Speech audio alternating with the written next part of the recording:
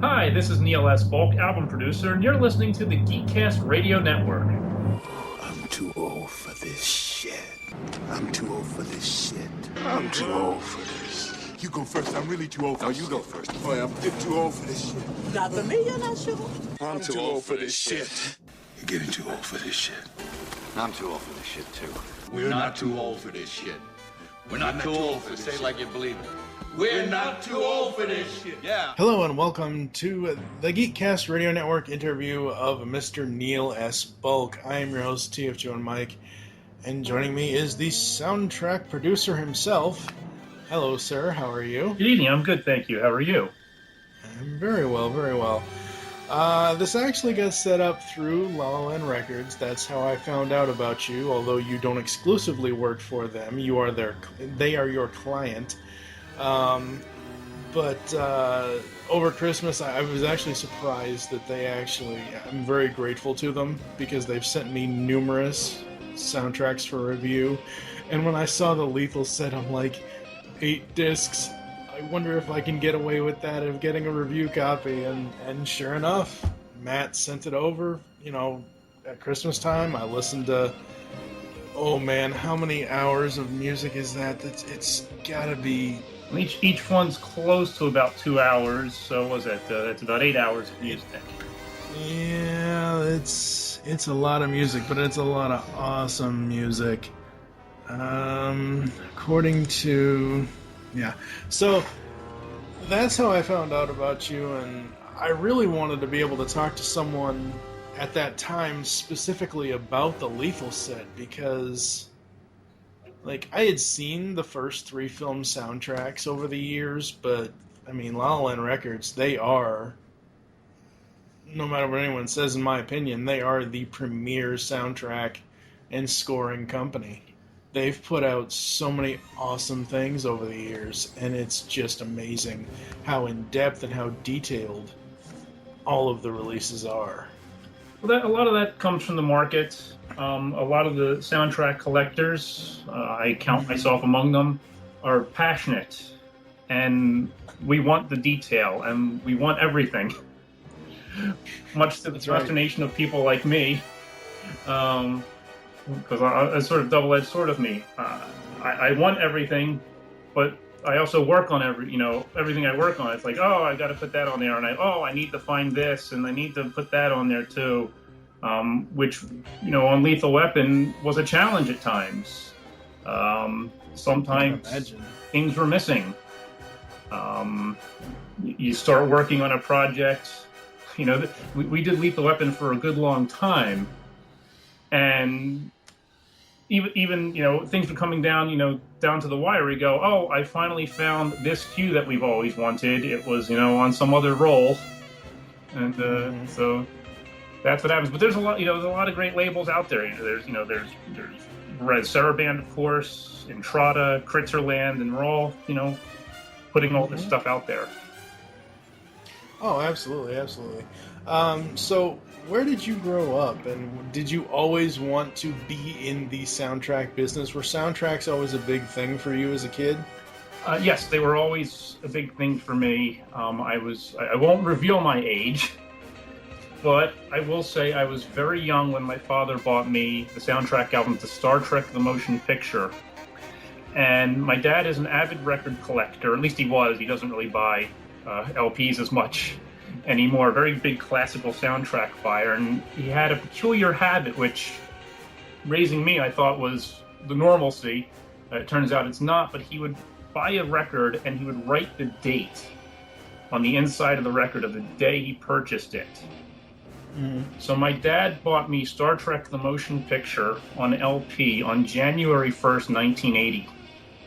Oh, wow. Which, I was very young. I can remember playing that record many times on my Fisher-Price record player and being frightened and running out of the room whenever I would play Klingon Battle and then come back and listen to the rest of the album.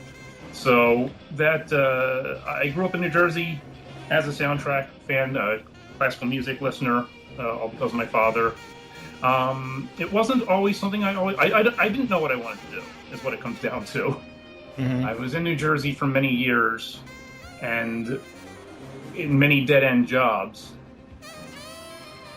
And I knew some people out here. I knew Mike Matticino, a terrific producer, editor, writer, mixer, mastering engineer. And I knew his partner at the time, Dave Fine. They had done the terrific Star Trek The Motion Picture, the Director's Edition. I don't know if you're familiar with that release. They were, Dave Fine was the producer on that, Mike was the restoration supervisor on that. And I knew them, and I'd talked to them a few times and hung out, and became friends and got close. And I saw what was going on in the industry, and I thought, oh well, I could probably come out and learn that. Mm-hmm. So I came out and moved out here and put myself through school to specifically learn Pro Tools, which is the editing program I use. Editing, it does editing, it does mixing, it does everything. Mm-hmm. And it was not my goal to get into music at all. I went to school to learn Pro Tools, but it had an emphasis on post-production audio for film. Sound effects editing, dialogue editing, Foley editing, mixing, that sort of thing. But as I was doing that and learning how to use Pro Tools, Mike Matticino occasionally on a project would say, hey, Neil, can you cut this for me? And I go, yeah, sure.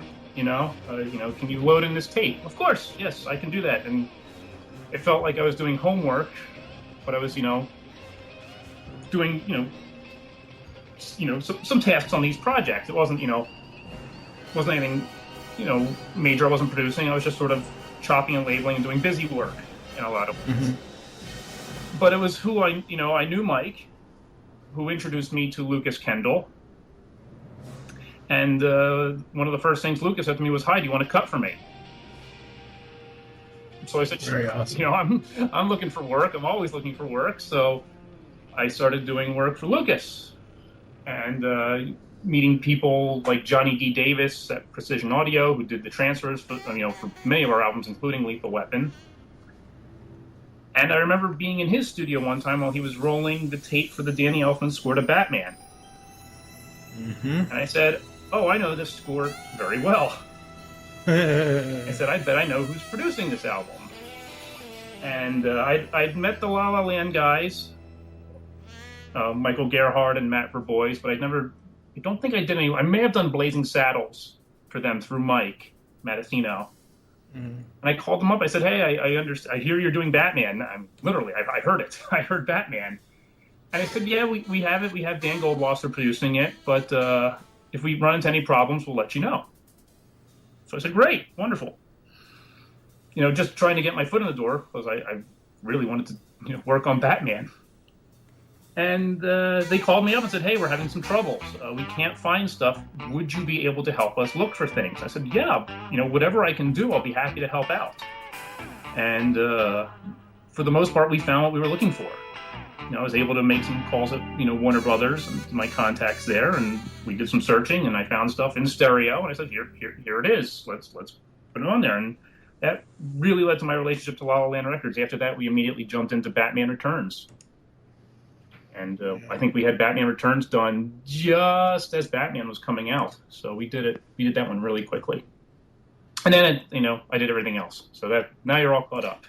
Yeah, I'm looking through. This will actually be in the show notes. I'm going to post the link to your projects album here. I'm looking through this body of work, and ladies and gentlemen, let me tell you that Neil has worked on a lot of stuff. It's just simply amazing, the stuff that you've done. Well, thank you. To get these soundtracks to us. Now, I've always been. See, I understand the marketing for La La Land that they want to call it a soundtrack, but to me, they're scores. Most of them are scores. Yeah. Because to me, it's a distinction. A score is all the instrumental stuff. The soundtrack is all the sung music that you would hear on whether it's a TV show, a film, whatever it is. And what impresses me so much about La La Land is they don't care about distinctions. Like the Lethal Weapon set, it starts off with Jingle Bell Rock, just like the movie started, the first film started off. Which I think that's cool and interesting and neat, because that way you don't have to go to multiple versions of that album, you can just go to that one album. Jingle Bell Rock is an interesting story if you care to hear it. Sure. Well, first of all, you always have a mindset. You set up the rules, and you go, well, we're not going to put, the songs are going to be on their own, and we're going to not even bother, we're not going to put the songs in sequence. And then you go, except for Lethal Weapon, well, that has to start with Jingle Bell Rock, doesn't it? Even though it's a Michael Kamen score. And we went, yeah, it has to open with Jingle Bell Rock. The version of Jingle Bell Rock that opens Lethal Weapon is a unique recording. I think it's from 1956. I think it's a re-recording, or maybe it's 65. I can't remember now. I did this all last year. I think maybe it was 65. I think the original recording was 57, and then he redid it in 65 for MCA. And it was the re-recording that was on Lethal Weapon. And we could not find that anywhere. And to the point where I was on iTunes typing in Jingle Bell Rock and going through hundreds of albums that had Jingle Bell Rock on it, and they all used the original recording and not this re-recording. I was like, well, this has to exist somewhere.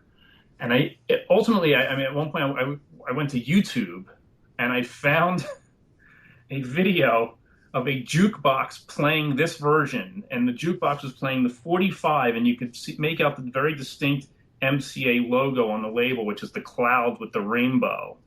Mm-hmm. I went, okay, so I know this exists. So I went to eBay and found people selling the 45. And I actually bought the 45. We were going to use a 45, and we were going to transfer them. I bought two. We were going to transfer them and clean them up.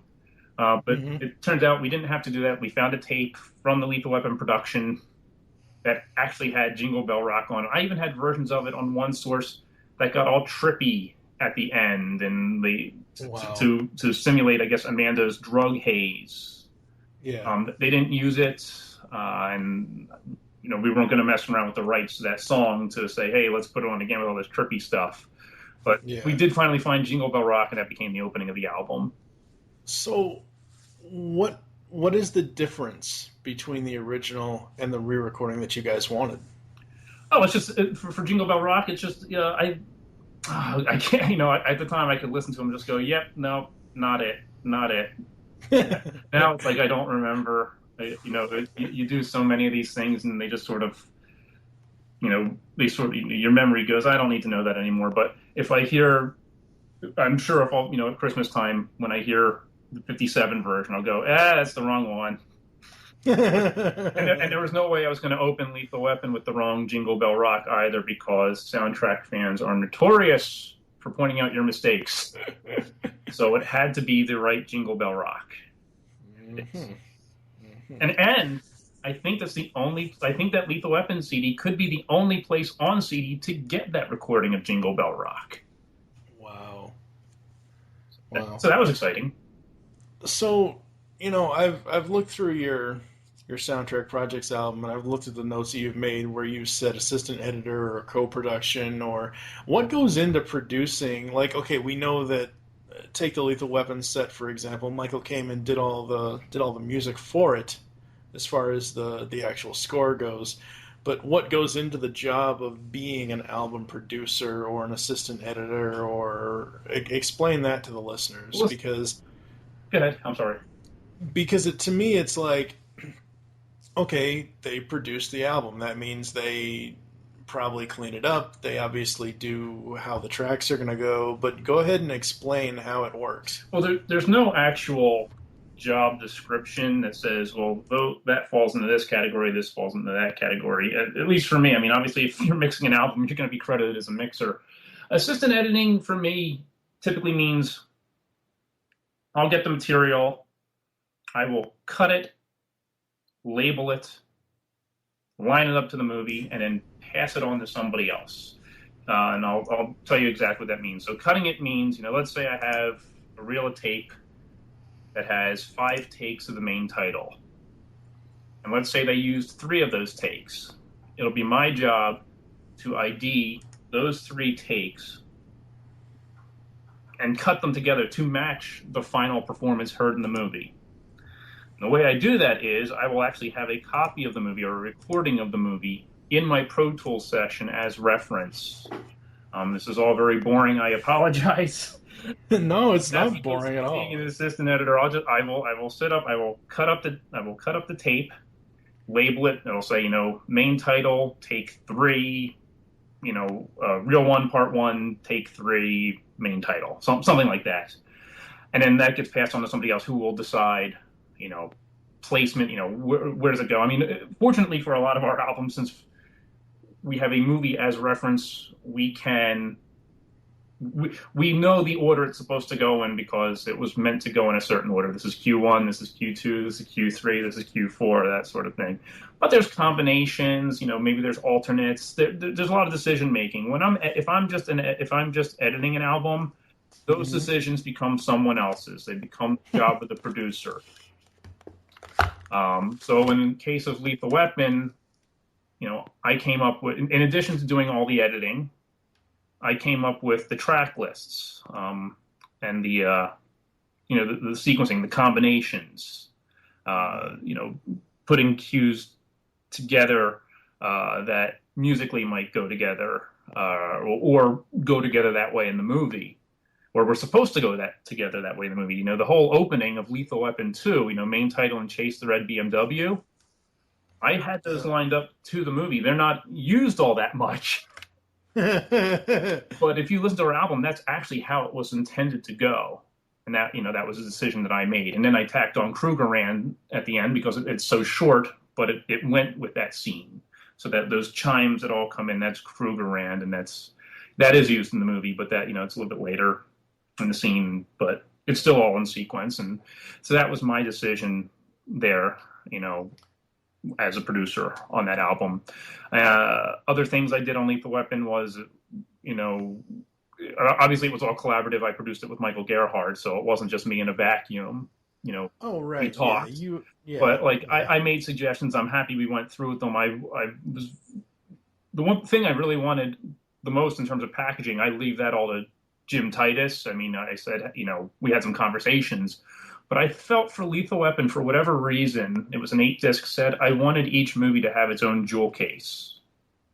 There are other terrific box sets out there of, movie series, television series, and they put things in clamshells, which are nice.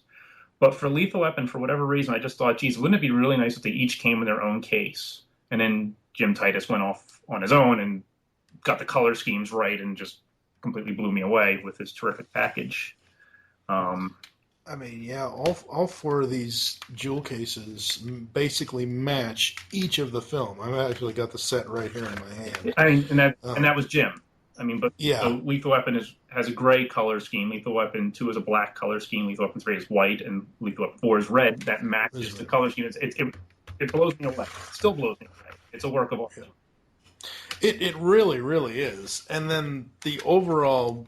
See, I got really fooled with... I mean, I know CD jewel cases are not that large, but when La La Land first put the promo picture up over the holiday season last year, mm-hmm. the outside packaging looked bigger.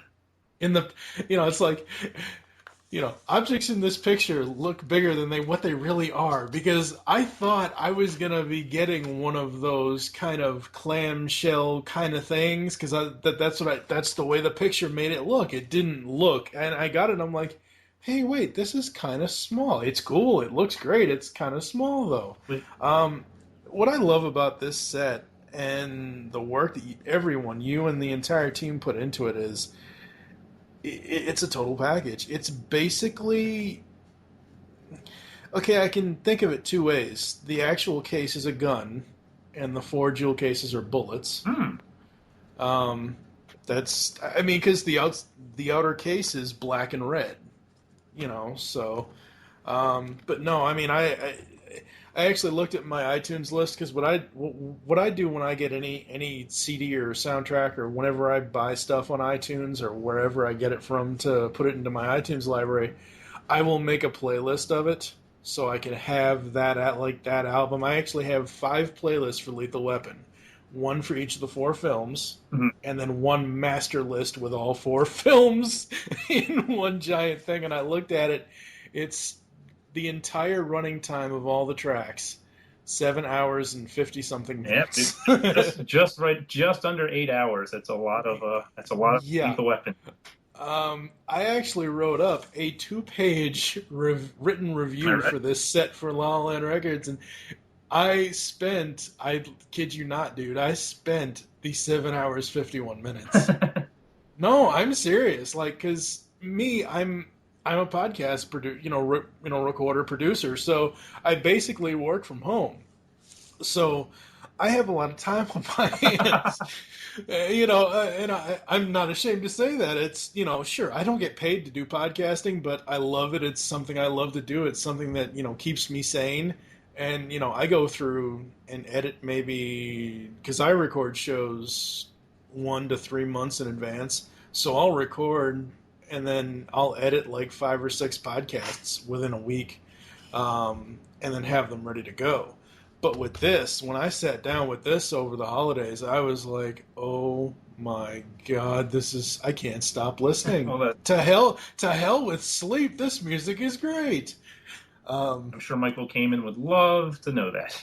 Yeah, may he rest in peace. He's terrific, isn't he? Yeah. The funny thing is after I got this set, I did not know or realize that he did the Die Hard discs. Yeah, as a matter of fact, La La Land has put out Die Hard and Die Hard 3. And again, they were happening at the same time as Lethal Weapon. We have a lot of projects going on at the same time. All at once, yeah. So my Lethal Weapon DVDs and my Die Hard DVDs were all back in New Jersey. Oh, jeez. I didn't bring them out here when I moved, but now suddenly I'm, involved with Die Hard 1 and 3, and then I wound up on Die Hard 2 as well for Perez Sever Band, and Nick Redmond produced that with Mike Matessino. So I wound up on that one, which was great because I'm one of those people that really loves Die Hard 2, both the film and the score. And so I called my mother up. I said, Mom, I need a favor. I need you to mail me all of my Lethal Weapon DVDs and all of my Die Hard DVDs because I'm working on all of these soundtracks. Obviously, we're branching out into the family film territory with all these projects. So I did. I on DVD, what did I have? I had Lethal Weapon theatrical cut, Lethal Weapon director's cut, and I had all the DVDs of these movies, and she sent them all out. All these hard R-rated, Joel Silver produced movies with terrific Michael Kamen scores. I mean, he is just a master. We'll talk about some of your other projects as well, but I mean, Kamen is just a master because the bullet scene, or not the bullet scene, the shooting range scene. Uh-huh. Oh my God! Like, I can hear the comedy in the music. I can hear Riggs I can hear Gibson doing his thing. You're talking about that cue from the first film where he... Yeah, where he basically puts it all the way out there and then makes a smiley face. And it's like, while I'm listening to the track, I can hear him doing the sound effects. And yet that cue's not in the movie, Well, that's because he sings it in the movie. No, but... Right? The firing range cue is actually not in the film. So did Kamen create that after the fact? No, he wrote it for the movie, and they decided not to use it. Okay. But yeah, that was one of those discoveries where you're sitting down and you're going, "Oh, that's interesting." And I forget on Lethal Weapon where I got where I got the titles from. I can't remember if they were vocally slated, with the engineer going, 3M1, firing range or whatever the slate is. Mm-hmm. Or I know I had some paperwork on it. But yeah, it certainly wasn't on the cue sheet because it's not used. But I took it and lined it up. I went, oh, it lines right. It plays perfectly in the film. Yeah, but very cool. Yeah. You've also worked on. You're a huge Star Trek fan. Well, I'm only about 5'11" or so, but 5'9". Sorry. Honey. Yes, I do love Star Trek. It looks like you've worked on almost every release that they've done.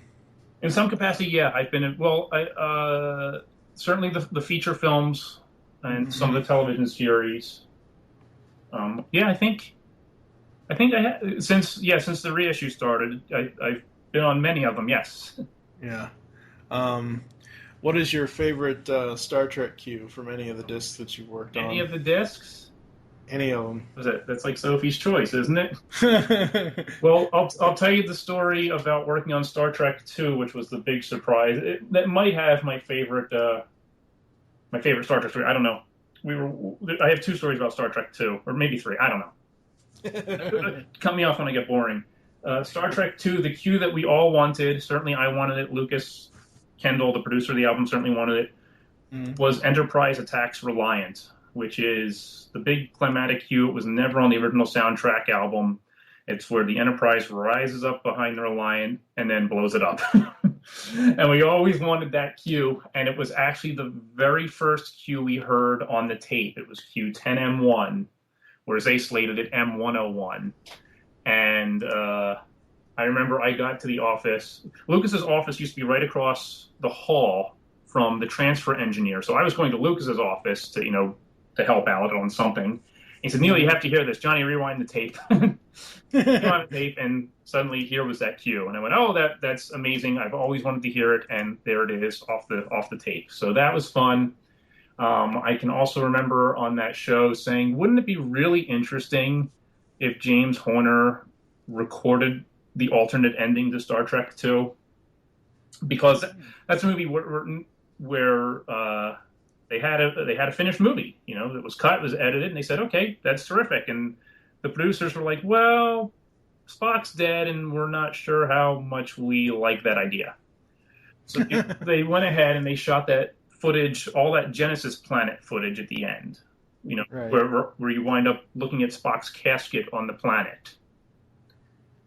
And they shot that very late in the game, so late in the game that Horner had recorded the original finale of the movie, which went from Kirk, talking about "I feel young" and everything, and then went off into space and the end titles, and didn't have any of the Genesis stuff. And then they went back and shot that footage, and then Horner went back and wrote an extra minute of music to dovetail in, and they recorded it all over again. So that was fun. That was fun on Star Trek II.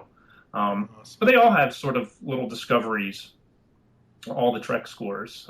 Star Trek IV, finally hearing the alternate main title, which we'd only ever heard about, which was Leonard Roseman adapting the Alexander Courage main title, was fascinating to hear. And I was glad we were able to include it on the album. What goes into finding the alternates? Is it just, you said that Horner went back and re-recorded other stuff, but what goes into finding alternate takes on stuff? Is it just that the composers record a bunch of music and then the film company picks what they want to use, and then the composer has the stuff just laying around? Or? Well, no. Alternates are usually recorded, at the same time as the actual films, the film scoring, and the composer may have an idea. They may have discussed something with the director and said, "Well, we can do one of 2 things here. Here's one direction we could go in. Here's another," and then it becomes up to the filmmakers, the directors, producers. I'm sure the editor has some say in it to go ahead and say, "Hey, we like this one better. This tells the story better." The tapes are always clear, saying this is an alternate. An alternate version, or you can just sometimes look, or just listen. You go, "Oh, I have 2 4M1s. What's that about?" And you go, "Oh, well, that one's different. That's the alternate." It just requires paying attention and going through and listening to the movie, see what was done. I know in the case of Batman Returns, there was a cue that they did one version, and then they did a completely different version, and then for the final film, they smashed them together. So it opens up with one version and ends with another, and then so I said, "Okay, well, I have an alternate. I'll just use the unused parts and put those together," and that's how I put the alternate on that. Lethal Weapon was the same way. You came up, you find a piece of music. I remember finding the alternate gun battle for Lethal Weapon 3. I'm just going through my tapes, and I'd grown up with the Lethal Weapon 3 soundtrack album. I bought that, when it came out in 1992, and Armored Piercing Bullets was one of my favorite tracks. So I would listen to it over and over again. And then when I was working on Lethal Weapon 3, and I came to a cue, I don't remember what the slate was, and I went, oh, that's armor-piercing bullets, or as they call it, gun battle. But I went, oh, this is different. This piano line is different, and I went, oh, that's an alternate. And it turns out, yes, they did do an alternate gun battle. So it's just a matter of going through the tapes, and hopefully there's paperwork. Sometimes you don't have that, and it's just a matter of listening and going through. Yeah. Talk a little bit about, I know we've been Lethal Weapon heavy in this interview, but it's such an amazing set, and something that really interested me on it was the fact that first time ever that 4 got its release. That boggles my mind that 4 never had a release until now. Yeah, it is. I can't explain it. I don't have an answer. Mm-hmm. It's movies were in the 80s. Big films were not getting soundtrack albums. Back to the Future didn't have. It had an album with very little Alan Silvestri score on it. Mm-hmm. Why Lethal Weapon 4 didn't have a score release? I don't know. However, it was very nice to finally say, here's the whole thing. Yeah. So I assume you just went through the movie? Yeah, that was a tough one. That was a tough movie. That's a notorious film, Lethal Weapon 4. A notoriously rushed film. Mm-hmm.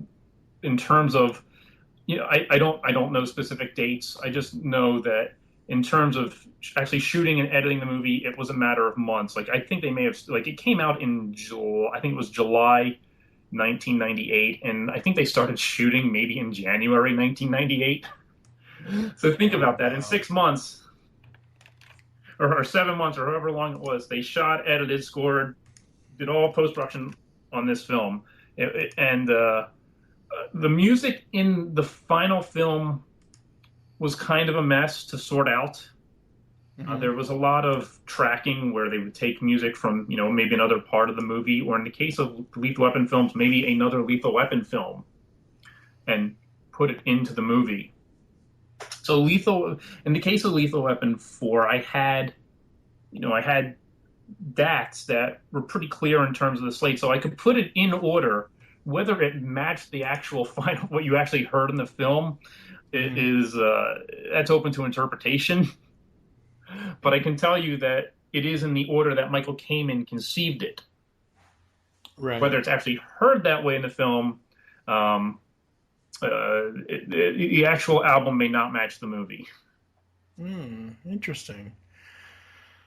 All right, so we talked about Batman and his live-action films. Talk to me about co-producing with John Takis on Superman the Animated Series. John Takis, actually. Takis, yeah. Sorry. I know you've never met him, but it's the first. It's the first thing he ever said to me. Well, no, it's Takis. Okay, and he'll be thrilled. He'll be like, hey, we got his name right. Tell you about Superman. Superman came up right after I did Star Trek, the original series. Right. And Star Trek, the original series, was a 15 CD set of every piece of music written for the original Star Trek television series. And It was exhausting. And we did it very, very quickly. We started that one around April 2012, and we're out by December 2012. We did 15 CDs in that time, booklet, whole thing. Wow. So then they said, hey, we want to do Superman the animated series. And I went, oh, no. Why can't I just do a nice one-disc release? No, come on. And keep in mind, in the middle of this, I'm still doing Lethal Weapon. Right, right. Star Trek was very, very fast. Star Trek started in April 2012 and went through, like I said, was out by December. It was out at the beginning of December. So it was done way before that. Before Christmas, yeah. I was asked to start on Lethal Weapon summer 2010. So that gives you some idea how long Lethal Weapon was in production. It was in production for almost 3 years, 4 years? Holy crap. Let's just say that Lethal Weapon, in terms of movie chronology, Lethal Weapon 1 came out, and 2 years later, Lethal Weapon 2 came out. Yeah. So yeah, this set was in production for a long time. So getting back to Superman, they said we want to do Superman albums, Superman soundtracks, and I went and I really had to think about it. But what it came down to was John Takis is a very good friend of mine. I've known him for years. I knew him before either of us were involved with soundtrack albums. I met him in Boston at a John Williams concert. Mm-hmm. And it came down to, well, John really knows this music. I can go, I can find this material. I can edit it. I can do all my stuff on this. But he knows it so well. He'll come up with a playlist that I can, put together and approve and, do the whole thing. This is going to be a good collaboration. And that's what it was. That's what it came down to. So ultimately it came down to, I have to work with John on this because I know with him it's in really good hands and I won't screw things up too much. And Superman turned out great. It was one of those productions where we had a lot of material. We didn't have everything, but it sounds great. Out of I think, oh man, I know I'm going to screw this up. I think there are 52 episodes of Superman. Mm-hmm. Out of that, you guys have 20 full scores on there. Yeah, that's a lot. And for me personally, I wasn't sure how that was going to go. I knew all the themes were going to be there and everything else, like the main theme and the closing theme. And, obviously Last Son of Krypton 3-parter, that was going to be there. I figured that was going to be there. But the crowning jewel on that for me is World's Finest. Of course. Yeah. Oh, my God. McQuistion. Oh, God. I actually talked to the three of them. Mm-hmm. Carter, I'm going to screw her name up, Lolita Romanos, and Michael McQuistion. I actually interviewed them because I originally had wanted to talk to Christopher Carter about his Batman Beyond stuff at the time, because so far there's only 2 soundtracks of that, and the one for the TV series, it's, I think, 10 tracks. And I know Batman Beyond specifically, I think that had 52 episodes, so... but no, I mean, Superman, I can't believe you only won. I understand you were under enormous pressure, but only wanted to do 1 disc. That's I'll tell you about Superman. You're right. I don't know how. I know we've done about half the scores, and at one time when we were going to start Superman, I pulled in a bunch of material, and I had some stuff that isn't on the set. There's some episodes. Because John, you have to understand, John had it mapped out. He said, these are the scores that I want on this set. I went, okay. So, but we got stuff pulled in, and I went, well, I also have this one in case something doesn't work out. And I toyed with the idea of, we're doing Superman. Let's do it in true Superman fashion. Let's do 1 and 2 at the same time. And then just, much the way Richard Donner made his Superman. No. I went, let's just do 1 and 2 at the same time, and we'll do 8 CDs, and we'll get them already. It didn't happen that way. I hope a Volume 2 happens someday. Because Volume 1 was really a lot of fun to do. Again, terrific Jim Titus artwork. Mike Mattasino was the mastering engineer on it. He did a terrific job on it. The composers all loved it. And so I'm hoping, hey, maybe we can do another 4 CD set. Wouldn't that be nice? Yeah, that would be awesome. I mean, again, that's on all 4 discs, it's close to 168 tracks, 5 hours and 15 minutes. And that one was really pushing it in terms of running time. I think we're a couple seconds under 80 minutes on a few of them or something like that. We're just right on the edge of, breaking CD players with that set. What really surprised me about that set is some of the 20-second promos themes. Mm-hmm. I'd have to look through my list and see what it's actually called. I don't have the disc in front of me. Bumpers and right. What surprised me about some of those is you have Shirley Walker and Bruce Timm and what I assume are the original recordings from when they did those. Mm-hmm. Wait, you mean the Chit Chat?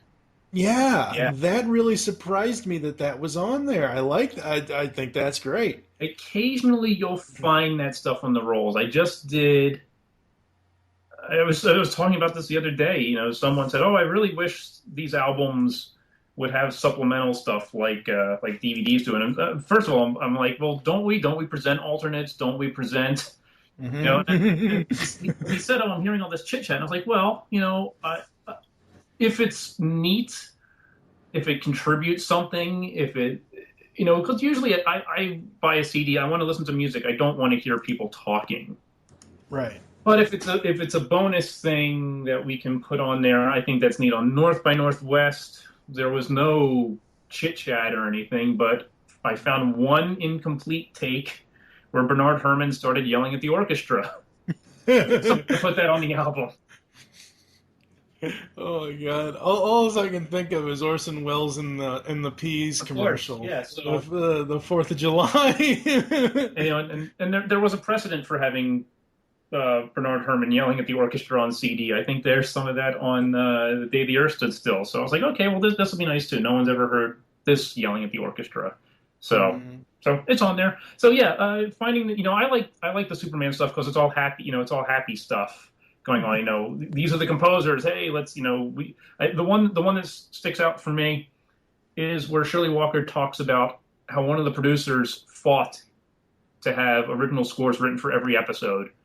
And not just record, 10 scores and then track them in for the remainder of the series. And that's really terrific because, we like having extra music and, written for these shows. Oh yeah, that was part of her program, and it was Bruce Timm that had said, "Hey, look, we want the music to be a part of the show just as the animation is, just as the voice acting is, and everything else." And yeah, I mean, he was a big proponent of doing that, and they went along with it, and it was simply amazing. I hope to God you guys get to Justice League and Justice League Unlimited. Oh man, those two cartoons. See, for me, because I understand Justice League Unlimited, it changed the main theme and it changed the format of the show. Mm-hmm. But I still say it's one giant show. Justice League, airing from 2001 to 2006, is 91 episodes. I get they changed it over, they gave it a makeover with Unlimited, but to me it's still all one show because it's all the same cast. It's all, it's the same stories of the same characters. But I hope somebody gets to those soon because we need those on disc. Well, Michael Gerhardt loves the DC universe. In case it wasn't clear from all the Batman albums. Oh my God, the Batman albums, Superman, and he loves the DC universe. So I'm sure that there have been discussions. I don't know about them. You're right, yeah.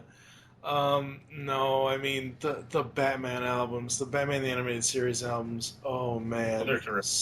Oh God, so awesome.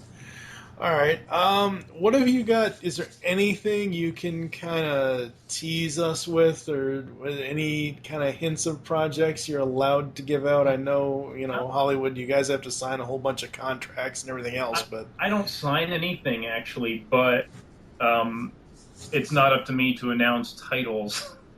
I leave that to the labels. They have, their own programs. Let's see. I can tell you that I actually listened to an album today that has been in production for a while. I first cut it in January 2013, and I just heard my first pass at a master today. It's a fun score. Not a long album, so I got my wish. And I was, just before this, I was cutting up, another television series. Just, chopping and labeling. I've got stuff, the labels have a lot of things in production right now. So hopefully some things will be coming out this year, further later on this year. But yeah, I don't think I have anything that's imminent right now that I've been involved with coming out. So unfortunately, I can't name anything. But just know that some good stuff is happening for sure. Awesome. All right. Well, is there anything else you want to bring up or talk about soundtracks or anything else? I just want to thank everybody. You know, I have a Facebook page, I got a Twitter page, got a Google Plus page. And I want to thank everyone for the support. I can't believe that, you know, I'm looking at my CD shelf right now, and it's full of, you know, I admit I'm vain. I have a CD. It's like a trophy case of just, it's all my CDs. You know, projects that I've worked on. It's like, it's full, and I can't believe that, you know, here are all these albums. So I have to thank everyone who's you know, purchased them. I have to thank the labels who put these things out and employ me. It's terrific. I'm grateful. Everyone's grateful. I'm thankful, you know, that you're interested enough that you want to talk about these things for, you know. Oh no, man! Trust me. I mean, it's an immense pleasure for me because, like I said before, I've always been one of those people that if the music on any project, whether it be film, TV, whatever, if it grabs me, I then have to go seek it out and hear it outside of the movie, because I fully believe you don't get a full appreciation of the music in a film unless you hear it outside of the film.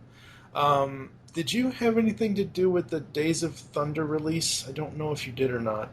Not specifically. I for La La Land, on a lot of their albums, they will pass through my ears at some point. Okay. And on Days of Thunder, that was one I remember being at the mastering engineer's studio. Doug Schwartz mastered that album. He's got speakers the size of my car. And so I got to hear Days of Thunder on that system, and we were like, okay, and maybe we could, you know, this cue needs some work or something. But yeah, that was mainly Dan Goldwasser's show. Okay. My memory of Days of Thunder is my grandmother in 1990 saw it and liked it, so God bless her.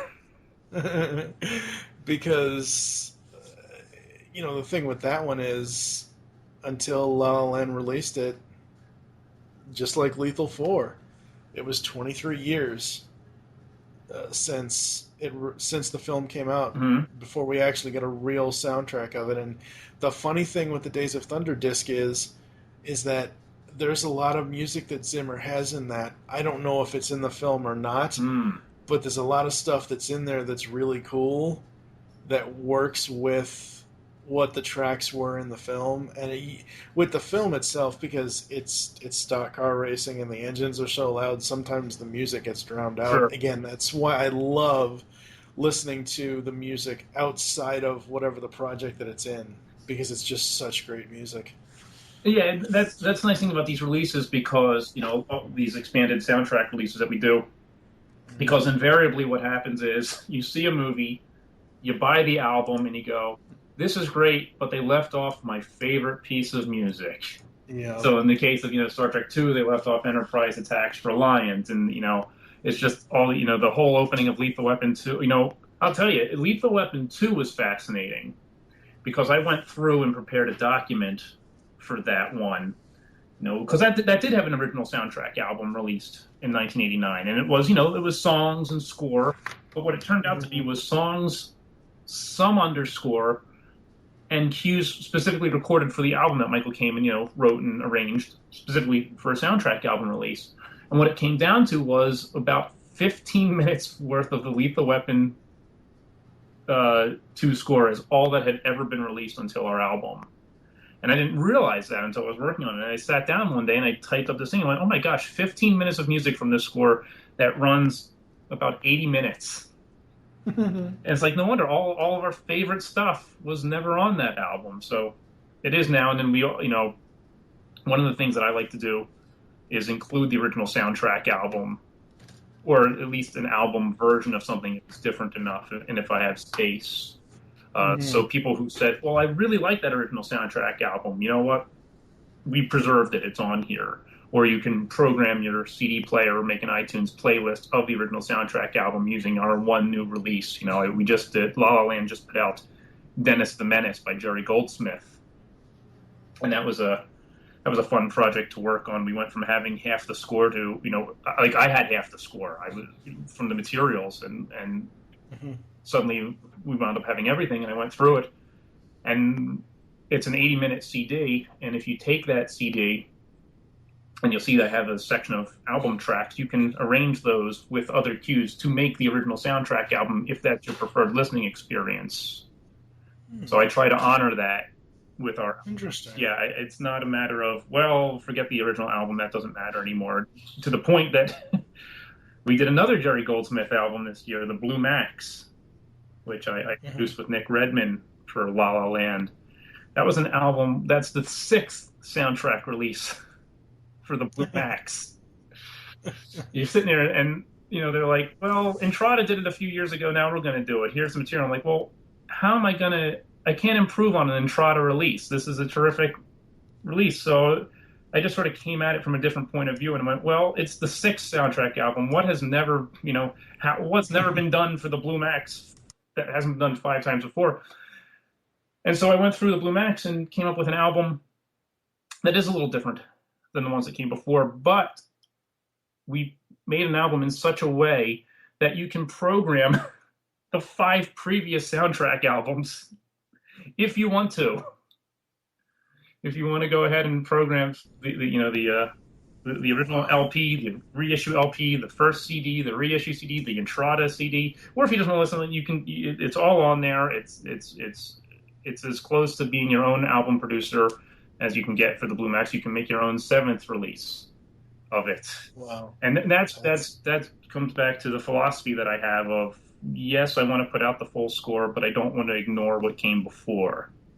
It's, especially, in the case of, Lethal Weapon, where Michael Kamen produced specific albums. Who am I to say, no, we're not including Michael Kamen's, stuff that has to be on there.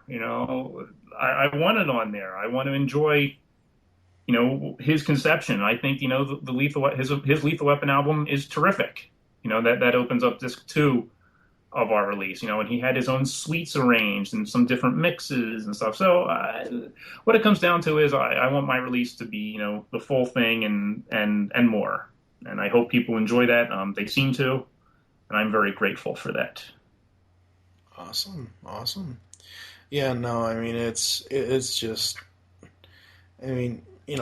it's just an absolute pleasure being able to do reviews for La La Land and doing some of these soundtrack reviews. Like, I knew when I wrote up the Lethal review, I knew at some point I was going to have to do a page break because I'm like, I can't sit here and write about these 4 discs and just have 1 paragraph per disc. I have to sit here, immerse myself in the music, listen to the 7 hours or so, and write. How I wrote that 2-page review up is, like I was saying earlier, I took everything from all 4 discs, put it in one playlist, and then I took everything from each one and put it into Lethal Weapon 1, 2, 3, and 4. And when I was writing the Lethal Weapon 1 section, I would listen to Lethal Weapon 1, 2, 3, 4, etc. It took me total of probably 72 to 96 hours to write that thing. No, I'm dead serious. Leave it. So that's a lot of Lethal Weapon. It's a lot of music to listen to, but it's a lot of good music to listen to because, like I was saying, with the shooting range scene, even though in my head I can hear Gibson doing I can hear him doing that. As I'm listening to this music cue, I'm like, oh yeah, that's the scene where he put the smiley face right there on the gun paper, because it's just one of those awesome scenes. And then Lethal 3, I mean, that was when Lorna came in, and just the tones that Kamen uses in that are not only do you have really sinister tones for when Jack Travis is around, but just how Riggs as a character changed in that film from the first 2 is just simply amazing, and Kamen adapted the music to that. You'll have to forgive me. I will admit I haven't listened to these lately. Seriously? Perhaps I should have refreshed my memory, but I think it's Lorna's first fight. It's in Lethal Weapon 3. Yeah. It's not used. It could be it could be Lorna's first fight or Lorna's second fight. You'll have to forgive me. I don't recall which one it is now, but it's not used, and it's the most exciting cue. You sit down and go, wait, this wasn't even used in the movie. How is that possible? This terrific action piece, and I made sure to make it a sample when the album came out because people need to hear this. It's never been heard before. The funny thing is, it was actually also on the Lethal Weapon 4 DATs, slated as opening car chase or something. So I guess at some point they planned on using it in Lethal Weapon 4, and it didn't happen. But it was on our Lethal Weapon 4 album as well as our Lethal Weapon 3 album, and probably sometime around this time. You have to understand, this time last year, all I was listening to was Lethal Weapon masters, trying to refine the album and get them into something that we could release. And I remember listening to Lethal Weapon 4, going, "Wait a minute, that's Lorna's first fight. Did they re-record that?" And I put them in the Pro Tools. I go, "Nope, that's the exact same take. Let's cut it off of Lethal Weapon 4 because it doesn't belong there." Mm-hmm. So. See, now, I'm surprised that they didn't use Lorna's first fight in the movie because... And let's just clarify for your listeners, I'm not quite sure which one it is. It's either Lorna's first fight or Lorna's second fight. It's been a while. I'm looking at the disc right now. It says... I don't think it says. No, it has Lorna's first fight. There's an asterisk next to Lorna's first and second fight, and it says... the asterisk is previously unreleased. Yeah, that means it wasn't on the original soundtrack album, but that doesn't mean it's not. Oh, okay, but it doesn't mean it's not in the movie. Yeah. Okay. No, because I remember the Lorna's first fight tracks. I remember those being in the movie. It might not have been on the original disc. No, one of them for sure is not in the film. They tracked it with something from Lethal Weapon. Interesting. Yeah. All right. Well, I'd like to thank you for taking this time to chat with me about all things soundtrack. My pleasure. Anytime you want to chat about a soundtrack album, let me know. Assuming you don't get lots of feedback from your ears saying, "Hey, thanks for putting me to sleep," or. Oh no! Come on now! Stop being all self-deprecating. Oh. Come on now. No, it's interesting for me because I'm a fan of sound. Like recently. I'm obsessed with Brian Tyler music because he's one of today's premier composers in my mind. And I've listened to his Transformers Prime Season 1 soundtrack and Iron Man 3 soundtrack God knows how many times since those were released because it's such amazing music. And it goes back to what I was saying earlier, not to repeat myself a third time. Sometimes you gotta hear the music outside of the production because it makes it so much better when you can hear the clear tunes. I agree. Obviously the music is written to support the film. That's its purpose. The soundtrack albums are an ancillary item. It's sort of, a byproduct of, well, I wrote this for the movie, but it can be enjoyed away. And it's basically the only thing that you can enjoy away from a movie. I mean, I suppose you could read a script and, they do print scripts. But you can't really... There's nothing else you can take out of a movie and enjoy elsewhere. It's really just the music where you can go, oh, we can pull this away and sell another item that people can enjoy and re-experience the movie. Something specific that's in the movie, but it's a separate thing. It's apart from it. Yeah. It's sort of an interesting phenomenon. It is. All right. Well, I will be back after this. Thank you so much, Mr. Bulk. Thank you. Great talking with you. It's beautiful. Well, there you go, folks. That's my interview with Mr. Neil S. Bulk, album producer to the stars, worked on Lethal Weapon, Die Hard, Batman, Star Trek, and everything else. Stay tuned for GeekCast Radio's other episodes coming up later this month. Unleash the Geek in You.